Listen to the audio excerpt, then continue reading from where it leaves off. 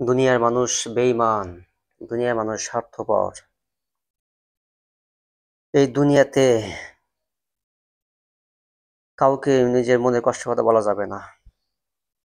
এই দুনিয়াতে সবাই স্বার্থপর, নিজের বউকেও না, গার্লফ্রেন্ড তো নয়ই। যদি কষ্টের কথা বলতেই হয়,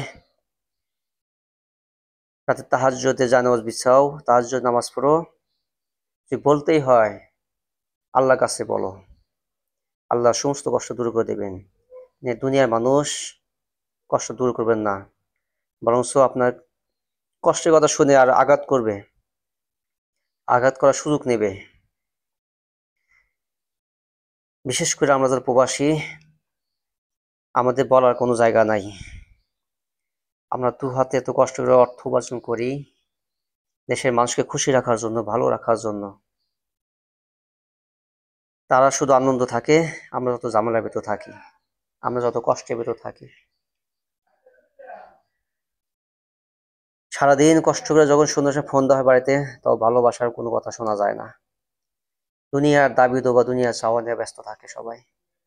একবার চিন্তা করে না আমি প্রবাসে ভালো আছি না কষ্টে আছি, না সুখে আছি, রোগে আছি না সুখে আছি, না দুঃখে আছি, এ চিন্তা ফিরে কারো নাই।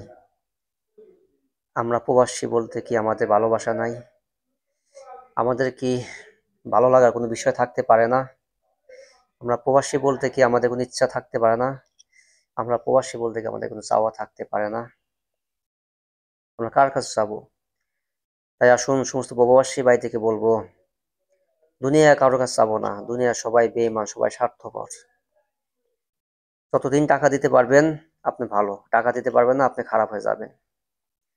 বাবা মা, ভাই বোন, স্ত্রী শোনা, আত্মীয় স্বজন, সবাই স্বার্থপর, কেউ আপন না, সবাই বেঈমান।